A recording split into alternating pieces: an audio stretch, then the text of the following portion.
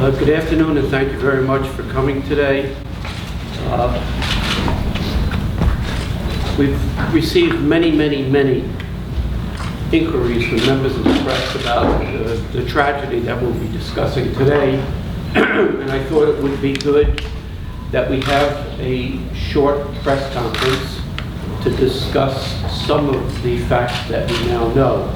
Before I do, though, I would like to acknowledge the police agencies who responded to this tragic crash and who are assisting us in this continuing investigation. The lead agency, of course, is the Southold Town Police Department under the leadership of Chief Martin Flatland. The Suffolk County Police Department's Vehicular Crimes Unit have assisted in the investigation, as well as the New York State Police, who are handling the scene work and the accident reconstruction. And of course, I have assigned 2 prosecutors to assist in the investigation. They are from the Suffolk County District Attorney's Office, Vehicular Crimes Bureau, the Chief of the Bureau, John Scott Prudenti, and of course our prosecutor, Elizabeth Miller. Both of them were at the scene at the very early stages of the investigation. Elizabeth Miller was at the arraignment of the defendant, which I'll talk about in a moment.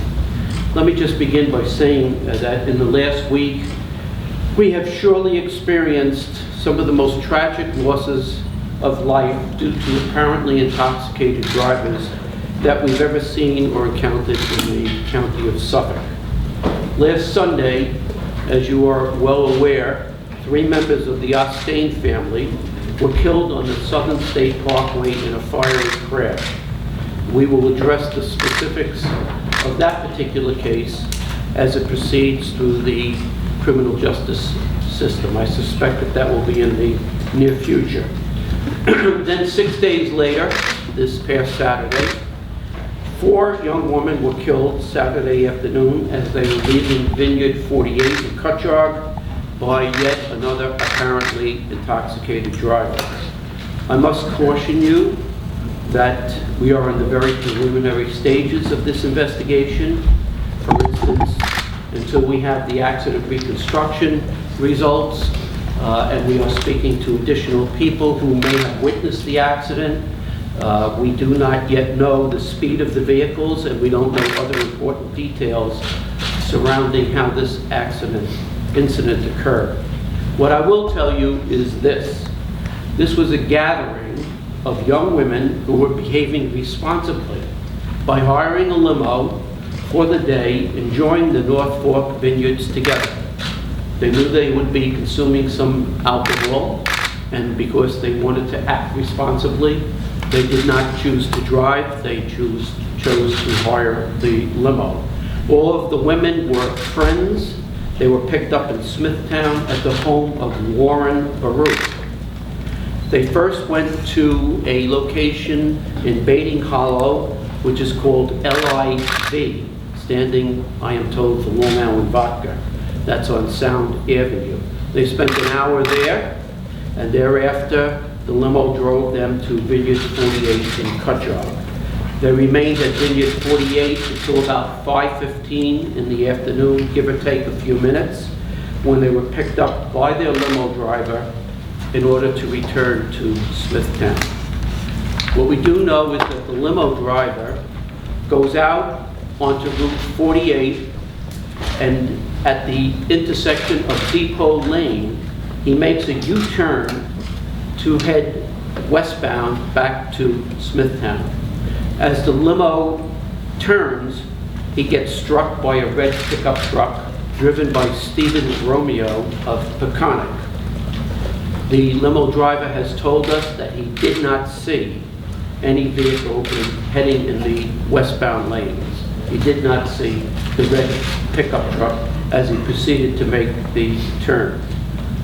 An eyewitness, however, who was heading eastbound, approaching Depot Lane to make a right turn to go south, sees the entire crash. He sees the limo make the U-turn, and he was able to see a red truck heading in a westbound direction.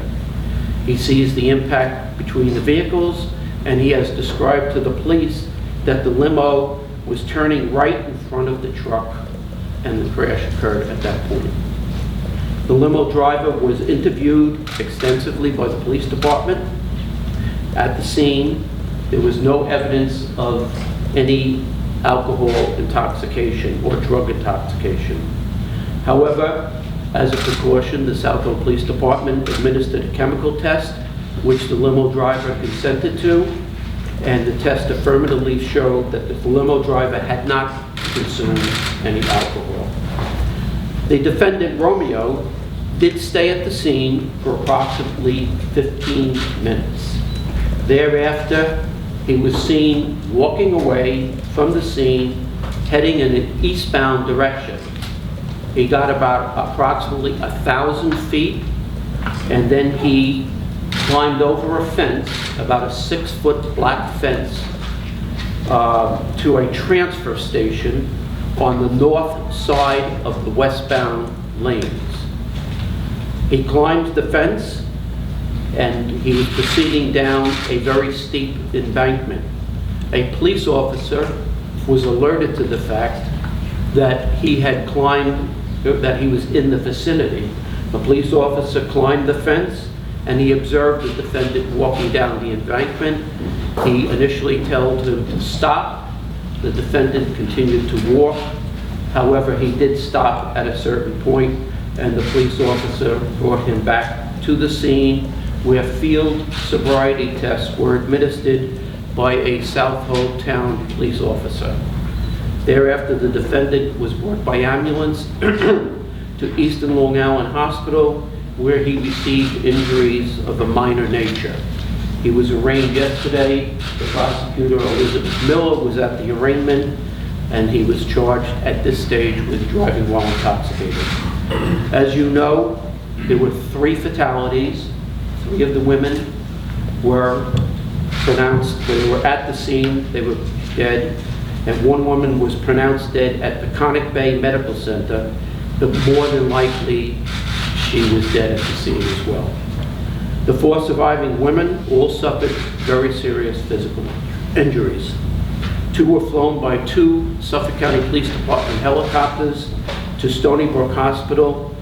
2 others were brought to Cutchogue Bay Medical Center. From Cutchogue Bay Medical Center, 1 of them was transported to Stony Brook Hospital, where they are right now. That's about all I think we should be talking about at this point, and the reason simply being that this is a very, very ongoing investigation. As I've indicated, we are awaiting the results of the chemical test that was administered.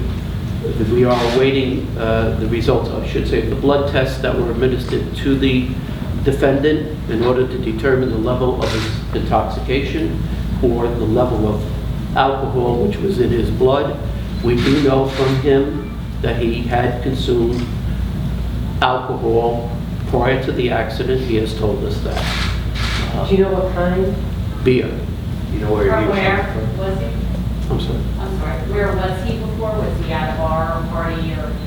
I have not. We do know that he worked from 8 a.m. to noontime. We do know that he then went home after that. His girlfriend was in New York City with her daughter. She apparently was on her way back home. He did some work around the house. He told us he consumed some beer at his house. Can you say how many? I'm just not going to go into that. Mr. Spota, was a mugshot taken of him at his hospital bedside arraignment? No. Excuse me, let me just... He hasn't been processed yet. Oh, okay. He has not yet been processed. Can you give us an update on the condition of the young women in the hospital? I can't really do that. I don't have that information, Frank. I am led to believe that one of them may be released shortly.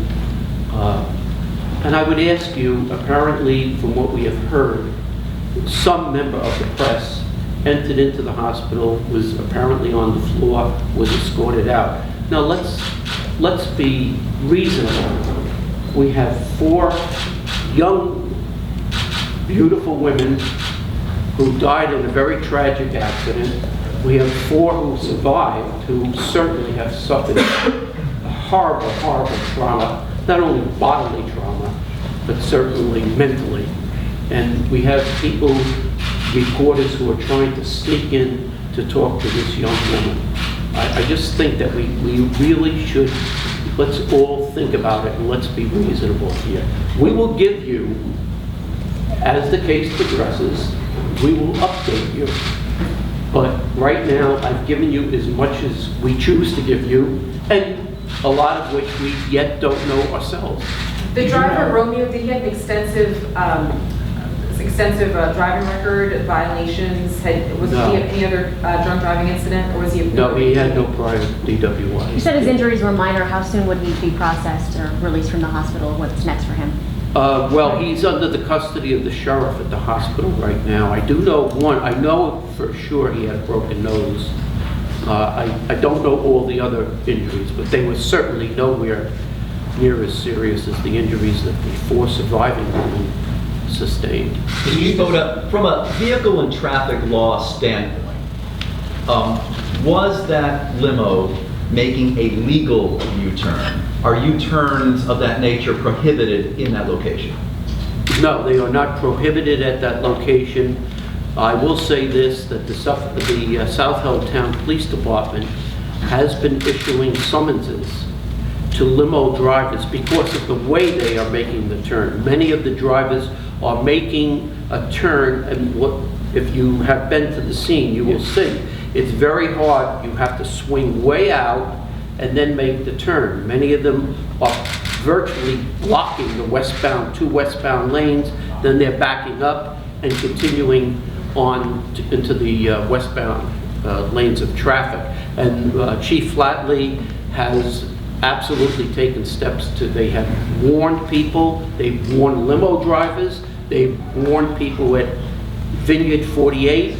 Is it your understanding from the witness that the limo driver had to back up to accomplish the turn he was attempting? No, I did not say that. No, I just wanted to clarify that. Yeah, I did not say that. What are those Yeah, summonses and- for, though? And there's a chance that when he was making that turn that you described, the limo driver, that he might have just been blocked or distracted or didn't see the pickup truck coming. He told us he did not see any oncoming Did the inbound. limo have a dash Will cam? he receive a summons? I'm sorry? Did the limo have a dash cam? I don't believe it did. I will check on that, though. The U-turn that you described the limo making, Mr. Spota, the U-turn that you described the limo making, Yes. would it warrant a summons in this? Would it warrant a summons? Well, understand that the police officer did not see it. And we have one person so far who has told us very briefly what he saw. So I'm hesitant to answer that question right now. That person will be re-interviewed for sure. But right now, I don't want to answer that question. I think it would be unfair to the limo driver, and it would be unfair to us to answer the question right now. Does the limo driver have up-to-date valid credentials to be operating a limo? Yes. Yes. Could the Can son we ask the chief about the summonses, how many summonses issued? Obviously, we're anticipating it goes up in the summer season. Yeah, we have over the Is that the microphone? over the last 2 or 3 years, we've had issues with limousines making very difficult turns at that intersection, and we have been writing summonses for failing to yield the right-of-way to vehicles that are in the westbound direction at that intersection. Roughly how many? How many summonses? I'm sure we write at least, especially during the busier months, probably at least 10 or 12 summonses a month. Chief, can you address DWIs here in the town of South Hold? How are arrests up, down? Is there a particular problem in the summertime with drunk driving? Well, obviously arrests during the summertime are going to be a little bit higher because of the volume of traffic out here. Arrests probably are up slightly for driving while intoxicated. I don't have the numbers in front of me though. Does an incident like this, I know you guys do stop DV patrols and that sort of thing, do you have the discussions now about maybe increasing that when you have an incident of this nature?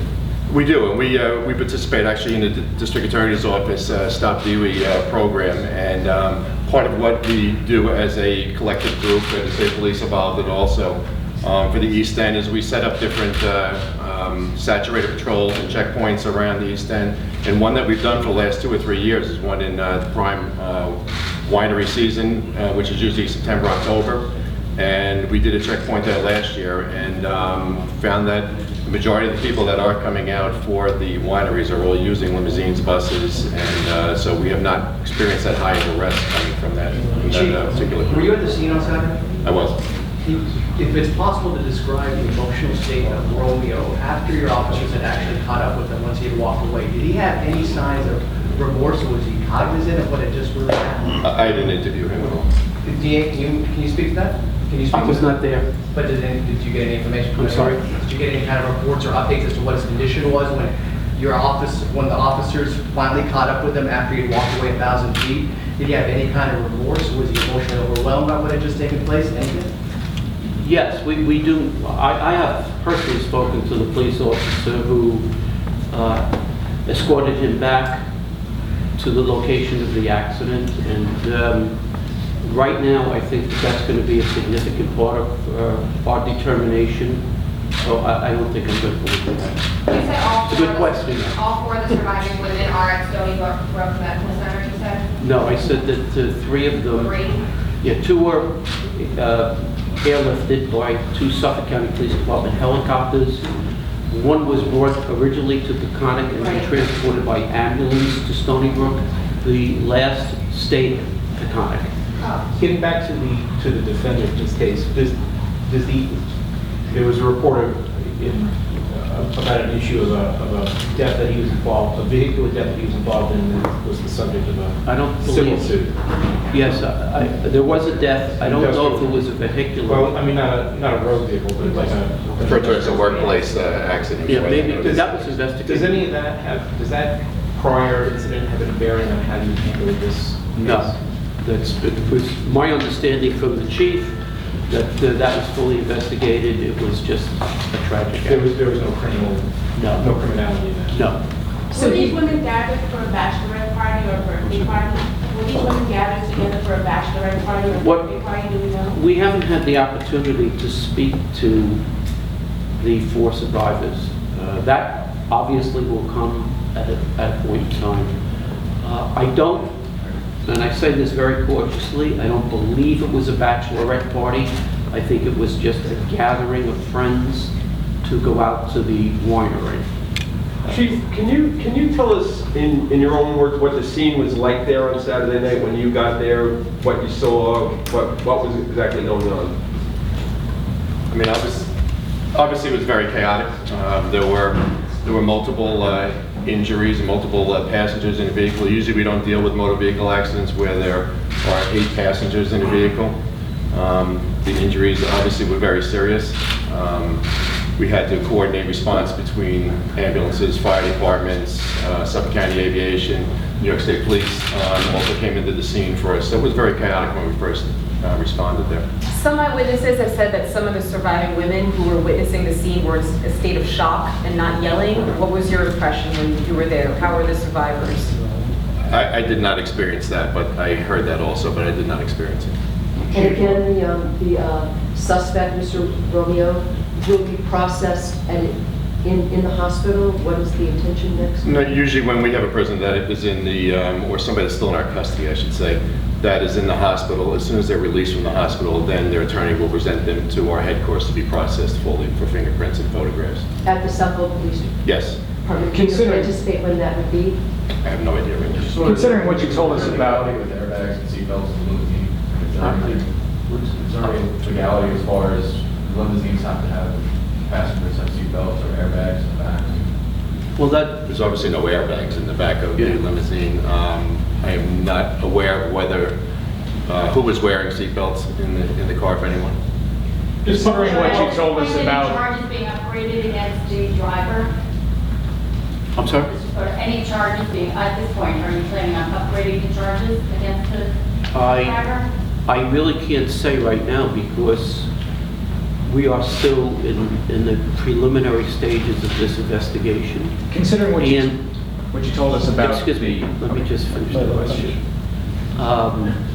What I'm going to do is I'm going to sit down with everybody. We want to know exactly a little bit more information on the defendant leaving the location where the accident occurred. I'm awaiting the results of his alcohol levels and things such as that. So we'll make that determination a little bit later on. Do we know where the limo company was based out of and what the neighborhood was? I will get that to you. Bob Clifford will get that information to you. Chief, was there an extrication process at the scene by fire department officials? Yes, to there extricate was. victims? Yes. He Mr. stayed Spota, for can 15 Can minutes. you talk, Mr. Spota, about the limo driver? Do we know why he made that U-turn? Do we know why the limo driver made the U-turn? And do we know the limo driver's driving record?